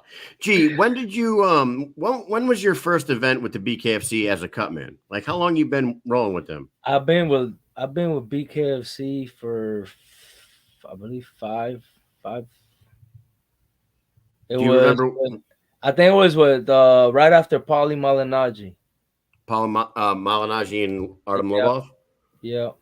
So what was that? BKFC like number 8? I think he's I think he's right. It was right after that because I started driving for the company as a driver and picking guys from the airport, you know, putting back basically Eddie's job. Yeah. And then I got fighters. I got Cutman, and then fighters relation. Maybe BKFC 7. 7. I said 8 because it was 6 was the fight, but you said Malignaggi Lobov. That was 6, so around 7. Lucky number 7. It's been a journey, man. It's been and here we are. Here we are, BKFC 48 in your co-main event against one of the biggest TikTok stars of the fucking world. Did you ever believe that was going to happen? And you know what? The sport's just going to keep on growing. You guys are just going to keep on doing great things because David Feldman was just out in Vegas at those meetings out in that. Man, that was great news. Yeah, and they announced BKFC Bulgaria, and I think they are finally going to figure out Sanchai versus Buakaw, and I feel like I think they have the date for that already, and November 4th or something like that. Yeah, and then I'm hoping that these meetings out here open up a few more states, so. The ride's just going to keep on moving, dude. I'm telling you, man, this is one sport that everybody that is either a veteran or trying to start, this is it right here. 100%. It's incredible. I love it so much. Listen, me as a boxer, I chose this sport bare knuckle over boxing.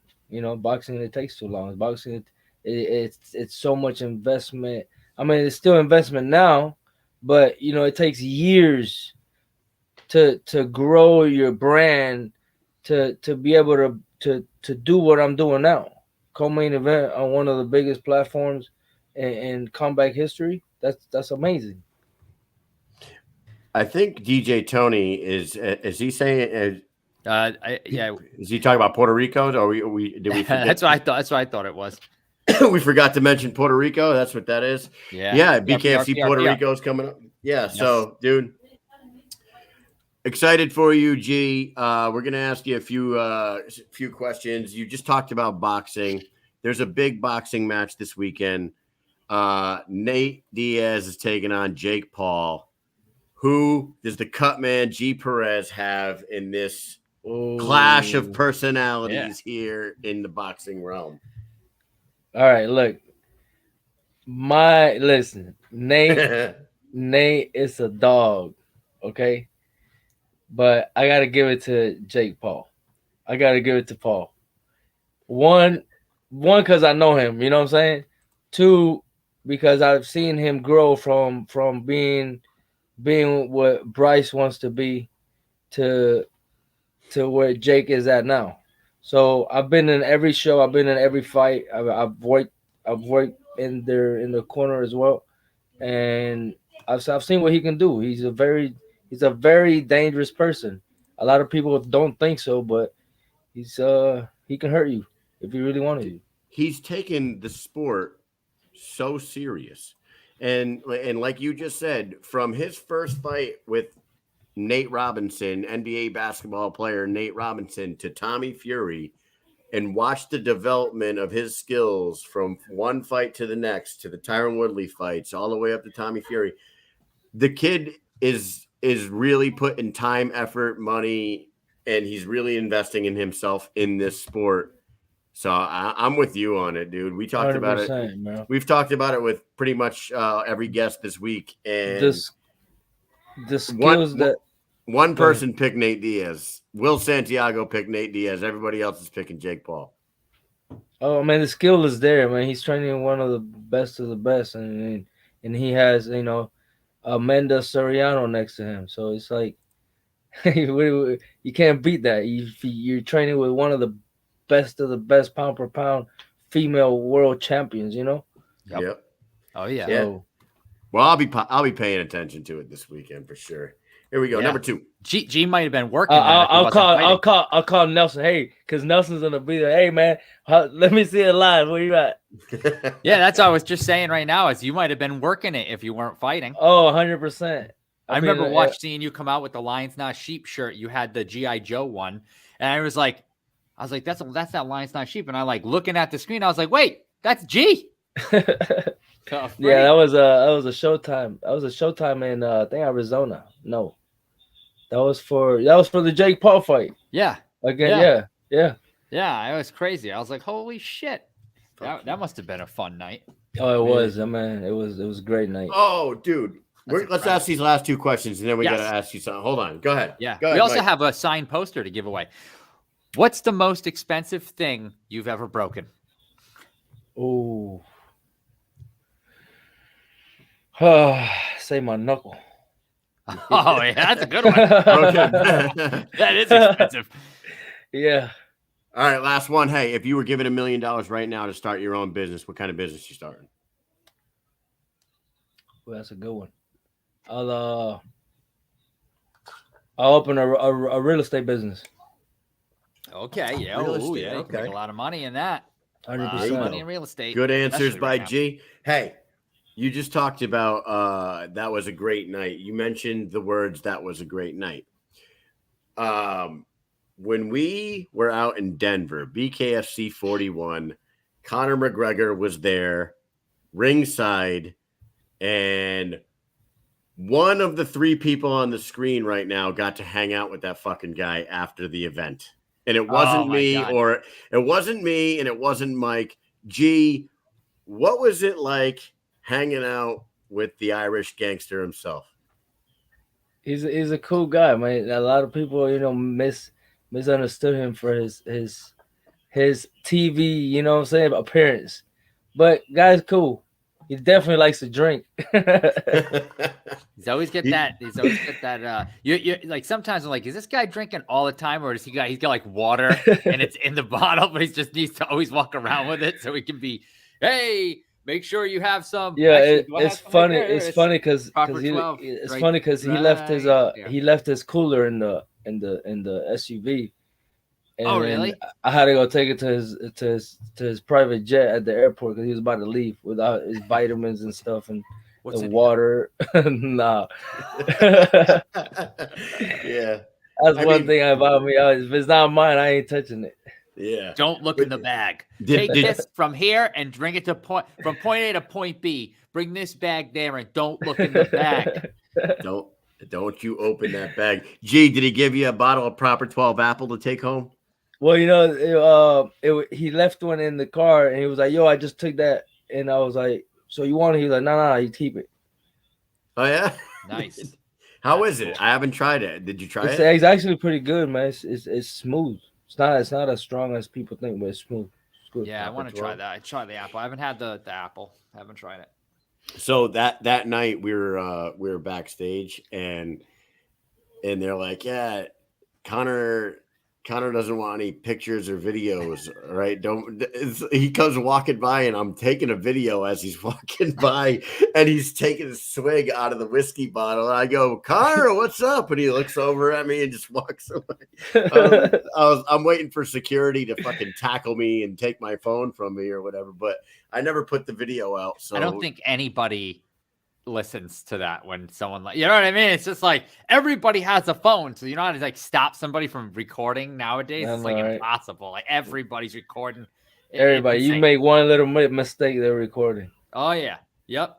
You can't get away with shit. And nowadays. that's going on live too. You gotta be careful nowadays. Yep. Yeah. Watch out for everything. But we do have a signed poster of you to give away, courtesy of the Extreme Bare Knuckle fans page, right? Those guys, they love BKFC and the sport. Oh, they love supporting the fighters first and foremost. That is what they love to do.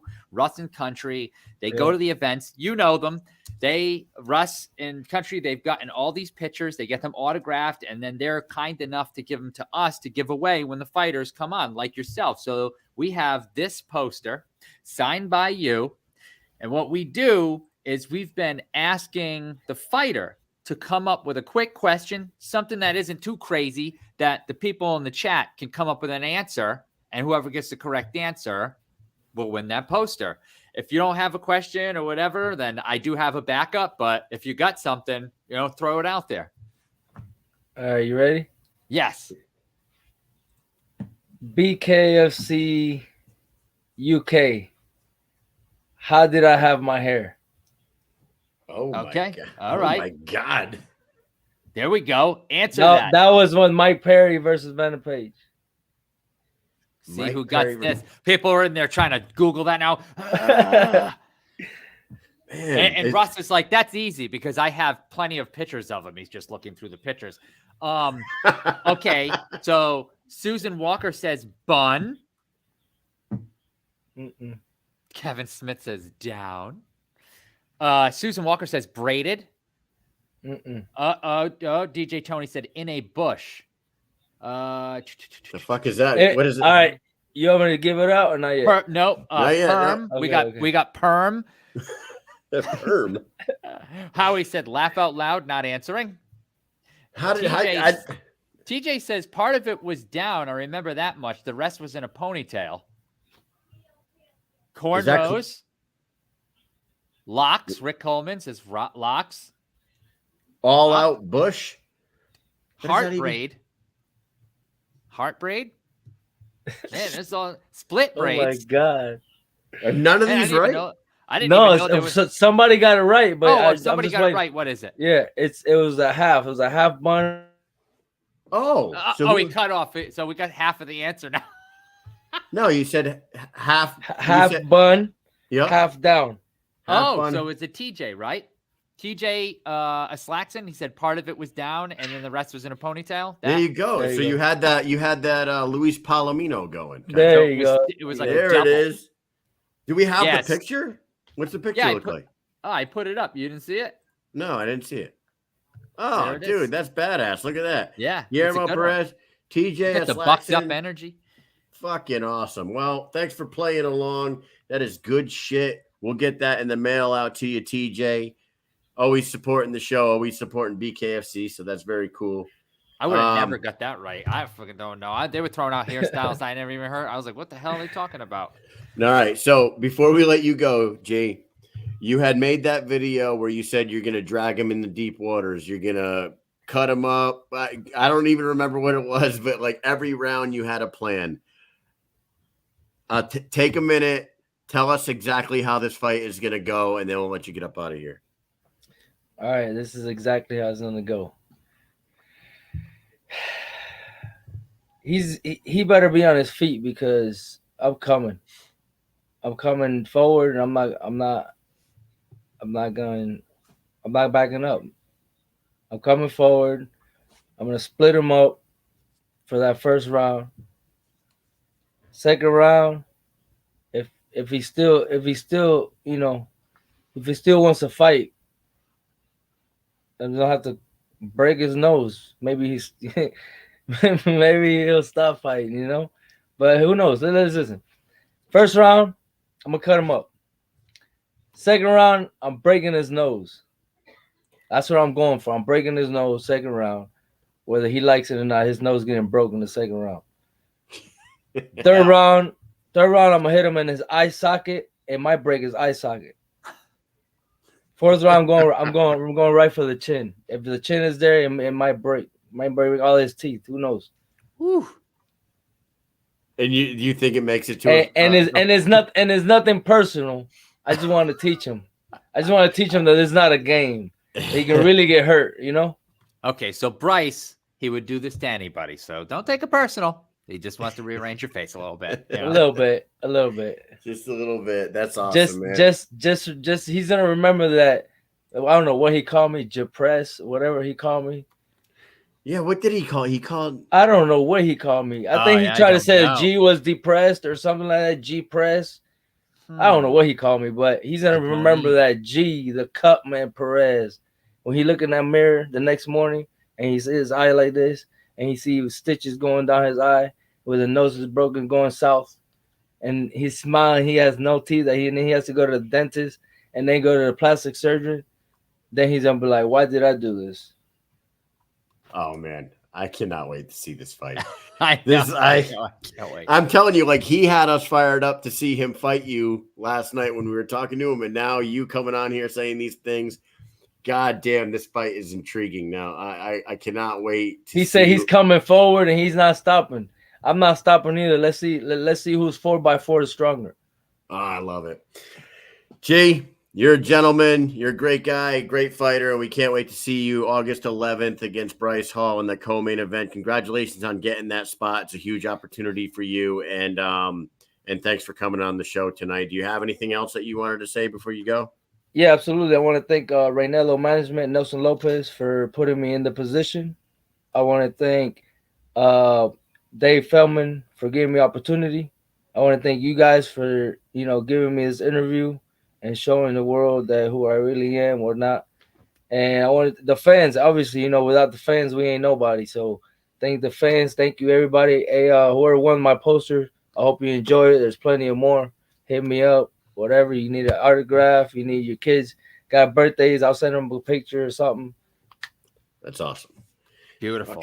There he is, man. He's a great guy. Like we said, everyone loves G. Yeah. And then we Except for got Bryce Hall. we got dynamic wellness. If you guys need, you know, anything for the body to be healthy, dynamic wellness, tattoos, Inkaholics, which is one of BKFC sponsors now. Yep. That's the main. Yeah, they were right in the middle of the ring before. Yeah. And Awesome. Bucked Up Energy, you already know. That's where you Yes. get all the energy from. got them. I mean, that's a nice lineup of sponsors that you got there, G, for sure. Hell yeah. Mike, you got anything else for the Cutman? Oh man, just thank you so much for coming on. It's always it's always great to talk to you. It's been a couple of months since we've been to an event, and we usually see you at least once a month. I see you, then I see most of my family now. We've been going to so many of these events, and it's true. I only see most of my family at Christmas, some birthdays, maybe 4th of July cookout, something like that. But other than that, that's about it. I was seeing like once or twice a month for like over a year. So, we haven't seen you guys for a couple of months now. So I miss my bare knuckle family here. And every time you see me, I'm always smiling. Always, man. It's always a good time. Listen, I'm a humble man. Listen, this is just a fight. It's just business, nothing personal. Yeah. After the fight, I'm gonna, Yep. hug his hand and say, "Hey, man, I'm sorry, bro." Yep. Sorry.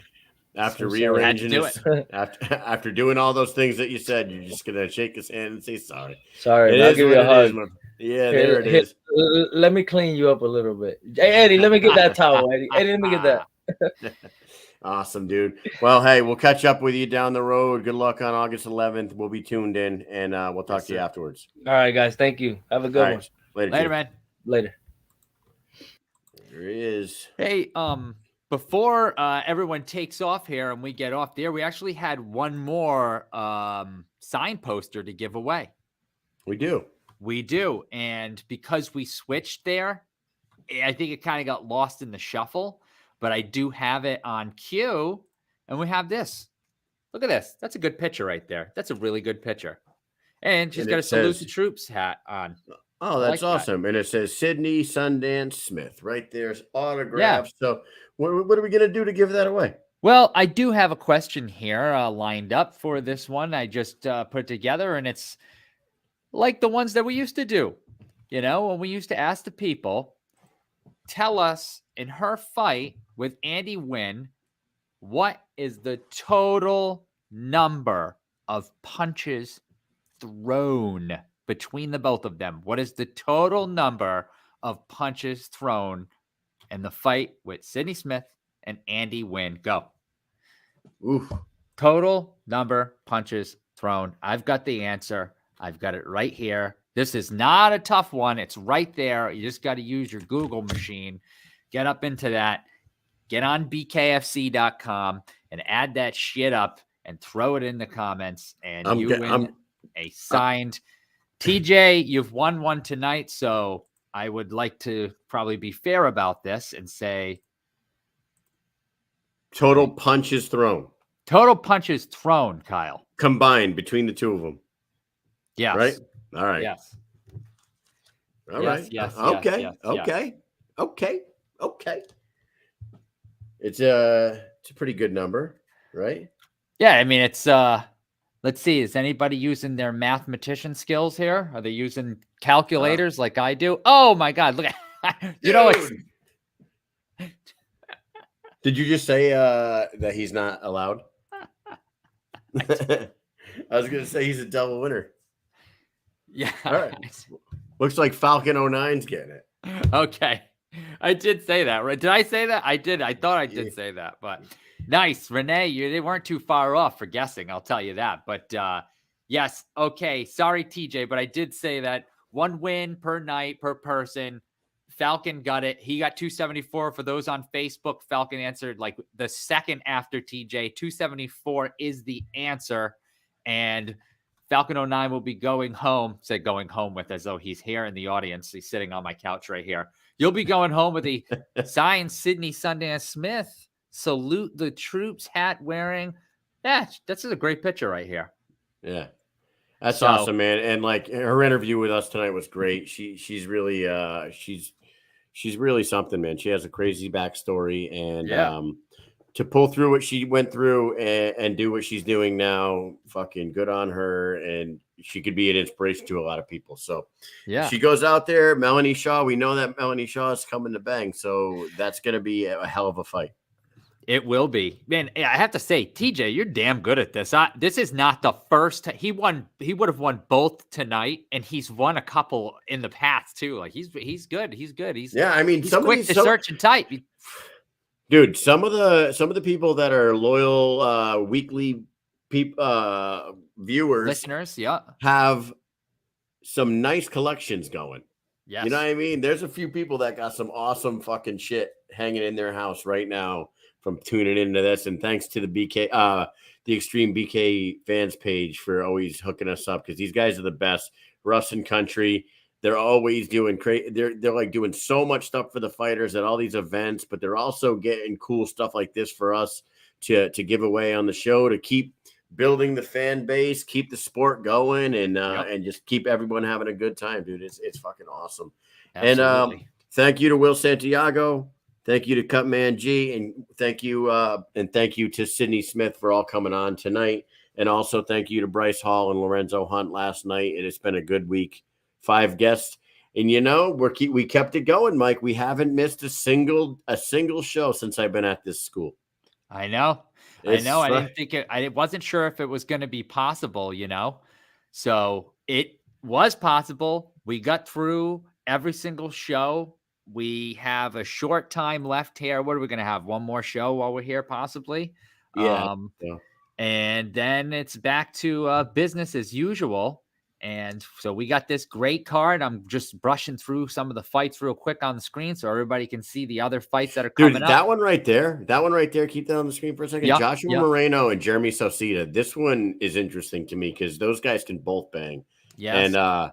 And Sosita I don't know if he still is, but he was down there with Leonard Garcia, and Leonard Garcia was really high on this guy. And I remember him getting into a little bit of trouble in the early rounds of his fight. And I don't know what was said in between rounds, but that motherfucker came out and went fucking ape shit and took the fight away from his opponent down there in Albuquerque. So he obviously is tough as fuck, trains with some good people. And this guy, Josh Moreno, is no joke either. So yeah, that should be a good one. There's a lot. There's a lot of a lot of these could be fights of the night, dude. That's why this sport is this sport's so awesome, because really any one of these can be an absolute steal the show type banger, Yeah, and a few of these people will probably be on next week because we still have so many people to talk to. And then you've got the Miami card that just keeps getting stacked up. And man, that card's going to be awesome too. There's a lot of great fighters that are on that card. So look at this.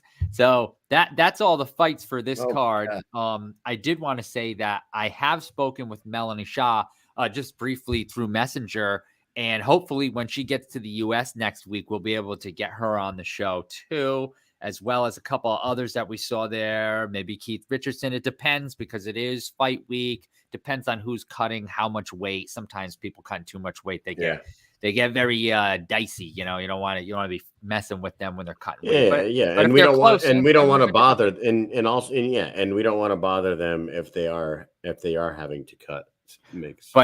I mean, Cutman G will be eating steaks and fucking and drinking apple whiskey. Yeah, all the way up till fucking weigh-ins, man. That dude's gonna weigh in with a 5-pound plate in his pocket. So in the last couple days, I was very happy to see this, and this man was also in our comments saying, "What's up?" earlier. I am very happy to see this fight put together. This is going to be something else. I love that guy. Esteban Rodriguez is shot out of a cannon all the time. You know what? Jeremie is a fantastic fighter who has been on the bench far too long. Mike, the two personalities, not forget the fighter for a second. Those two guys are fucking great as far as their person, though they're as a person, their personalities. I love having a conversation with both of those dudes. And now forget that part and think about their skill inside the ring. They could both fight like a motherfucker. And like you just said, Esteban Rodriguez wants the challenge. Jomi needs the challenge. And this is, we say it all the time. They have been doing a fantastic job matchmaking recently.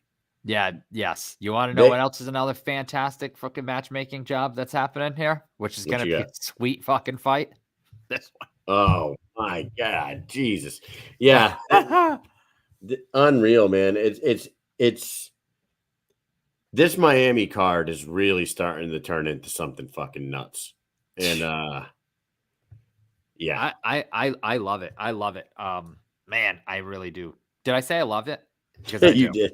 I do love it. I do love it. Is there any more like oh my God, Daniel Alvarez and Jared Grant? Are you fucking kidding? You know what I mean? Like these fights are insane. This card is really shaping up to be fucking like crazy.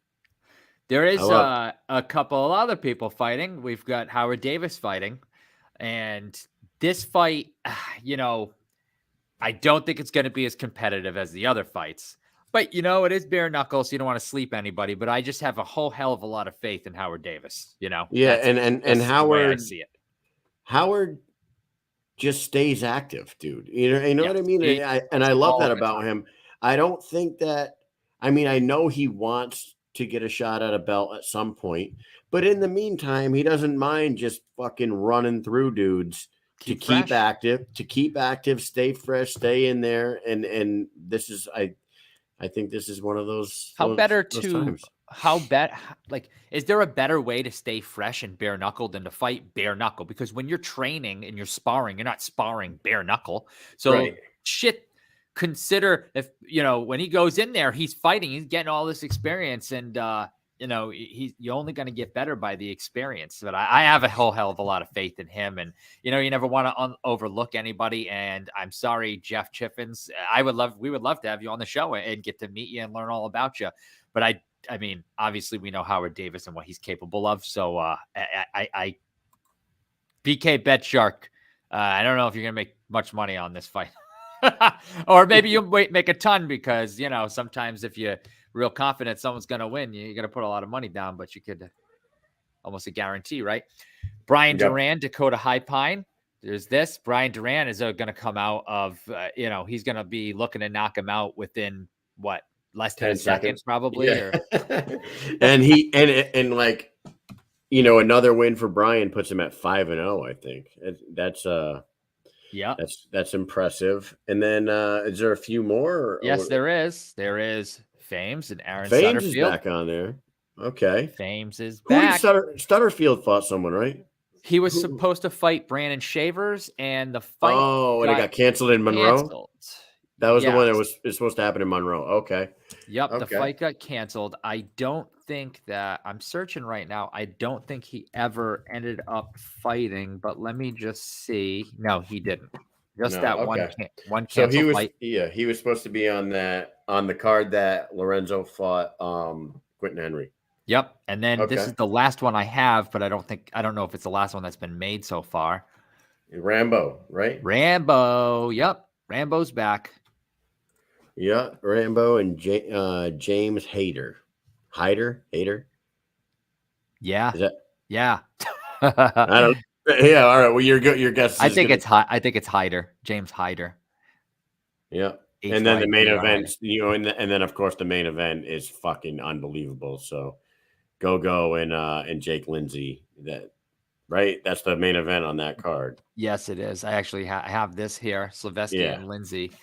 That one right there. We talked about it last night. That is a BKFC fans, you know, one of their dream fights right there. This is another great piece of matchmaking. Two guys that have absolutely earned the shot, and it's great that they're going to be at the top of the card down there in Miami. Fucking actually, We have 2 more fights than they have on the website right here. Oh, yeah? They only have 6 fights on the website. We have 8 right here. So, bada bing. Bada bing. Bada bing. So, yeah. Well, hey. Got a lot of good things. Plus the prospect series, like we just saw. So, and we talked about. Plus the prospect series. Mike, Yep. I'm going to let you end the show tonight. I'll hit the outgoing video, but I don't want to fuck this up like I did last night because this internet over here on I know. the Hampton Inn. We tried to close out the show last night and I couldn't fucking get it to shut down. It was lagging. Falcon actually, I think in the comments was he put a timestamp on it because when we tried to get off yesterday, it didn't allow me to drop off. It didn't allow us to drop off of the friggin' feed. So we were still live, and I was like, "Oh, here we are, still live." Good thing we weren't saying any crazy shit. Let's go, boy. The show ends, we just start going, "Fuck this person," and Mike, "Fuck that person." No, you know what I say? Let's go, boy. Right? Shout out, let's go, boy. Shout out, let's go, boy. Everybody loves a shout out. Can we get that drop? Let's go, boy. Everybody loves that. All Everybody. right. Hey. Let's go, boy.